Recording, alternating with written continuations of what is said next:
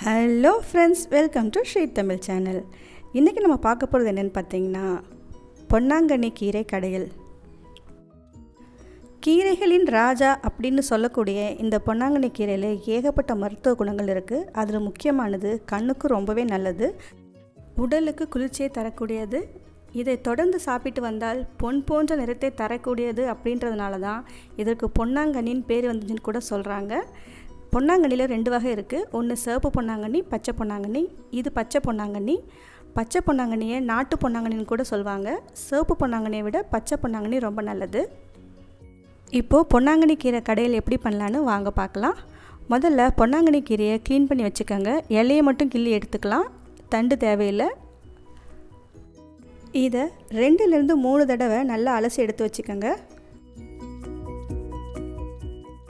அடுத்து நாம் ஒரு 1/2 கப் பருப்பை தண்ணியில் ஒரு 10 நிமிஷம் ஊற வச்சு எடுத்துக்கோங்க. ஊற வச்சதுக்கப்புறம் தேவையான அளவு தண்ணி சேர்த்து அதில் கொஞ்சமாக மஞ்சத்தூள் சேர்த்துக்கோங்க. அப்புறம் ஒரு 3 பச்சை மிளகாய் சேர்த்துக்கோங்க. பச்சை மிளகாய் உங்கள் காரத்துக்கு ஏற்ப சேர்த்துக்கோங்க. அடுத்து ஒரு 1/4 ஸ்பூன் பெருங்காயம் சேர்த்துக்கோங்க. 1 ஸ்பூன் சீரகம் சேர்த்துக்கோங்க. அடுப்பை மீடியம் ஃப்ளேமில் வச்சு பருப்பு நல்லா வேக விடுங்க. பருப்பு ஒரு பாதி அளவுக்கு வெந்ததும் 3 பூண்டு சேர்த்துக்கோங்க. அப்புறம் ஒரு மீடியம் சைஸ் தக்காளியை கட் பண்ணி சேர்த்துக்கோங்க. கீரை கடையில் பொறுத்த வரைக்கும் பருப்பை குக்கரில் வேக வைக்கக்கூடாது, இந்த மாதிரி பாத்திரத்தில் தான் வேக வைக்கணும். அதே மாதிரி பருப்பு ஒரு பாதி அளவுக்கு வெந்ததுக்கப்புறம் தான் தக்காளி பூண்டு சேர்க்கணும். தக்காளி ரொம்ப வெந்துடுச்சுனாலும் நல்லா இருக்காது கீரையோட டேஸ்ட்டு. இப்போ பார்த்திங்கன்னா பருப்பு நமக்கு நல்லா வெந்துடுச்சு. இப்போ நாம் நறுக்கி வச்ச கீரையை சேர்த்துக்கலாம். கீரையை சேர்த்ததுக்கப்புறம் அடுப்பை சிறுதீயில் வச்சு வேக விடுங்க.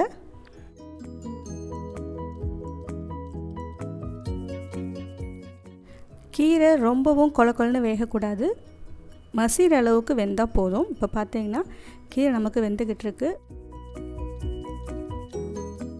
கடையிற அளவுக்கு கீரை வெந்துடுச்சு, ரொம்பவும் கலர் சேஞ்ச் ஆகலை. உங்களுக்கு கலர் சேஞ்ச் ஆகக்கூடாதுன்னு நினச்சிங்கன்னா கொஞ்சமாக சர்க்கரை கூட சேர்த்துக்கலாம். சர்க்கரை சேர்த்தா சுத்தமாக கலர் சேஞ்ச் ஆகாது. இப்போ நம்ம எக்ஸ்ட்ரா தண்ணியெல்லாம் வடிகட்டி வச்சுட்டு கீரையை ஒரு பருப்பு சட்டியில் போட்டுக்கலாம். போட்டதுக்கப்புறம் தேவையான அளவு உப்பு சேர்த்துக்கலாம். சேர்த்ததுக்கப்புறம் நம்ம மற்ற வச்சு கீரையை பொறுமையாக கடைய ஆரம்பிக்கலாம். கொஞ்ச நேரத்தில் நமக்கு கீரை பருப்பு எல்லாமே சேர்ந்து நல்லா கடைஞ்சி வந்துடும். இந்த சமயத்தில் நீங்கள் உங்களுக்கு காரம் கரெக்டாக இருக்கான்னு செக் பண்ணி பார்த்துக்கோங்க. அதே மாதிரி உப்பு கரெக்டாக இருக்கான்னு செக் பண்ணி பார்த்துக்கலாம். இப்போ பார்த்திங்கன்னா நமக்கு கீரை நல்லா கடைஞ்சாச்சு. அடுத்து நாம் இதுக்கு தாளிப்பு ரெடி பண்ணிக்கலாம். பேனில் கொஞ்சமாக எண்ணெய் சேர்த்துக்கோங்க. எண்ணெய் காஞ்சதுக்கப்புறம் ஒரு 1/2 ஸ்பூன் கடுகு உளுத்தம் பருப்பு போட்டு தாளிச்சிக்கலாம். கடுகு பொரிஞ்சதும் 3 காஞ்ச மிளகாயை முழுசாக சேர்த்துக்கிறேன். உங்களுக்கு காரம் அதிகமாக வேணும்னு நினச்சிங்கன்னா காஞ்ச மிளகாயை கிள்ளி போட்டு கூட சேர்த்துக்கலாம், அது உங்கள் விருப்பம்தான்.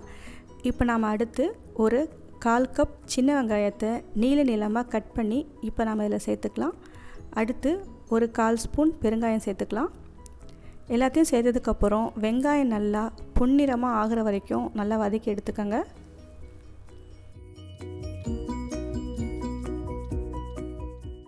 இப்போ பார்த்திங்கன்னா வெங்காயம் நல்லாவே பொரிஞ்சு வந்துடுச்சு, நல்லா கலரும் மாறிடுச்சு. இப்போ நாம் இதை எடுத்து கடைஞ்சி வச்ச கீரையில் சேர்த்துக்கலாம்.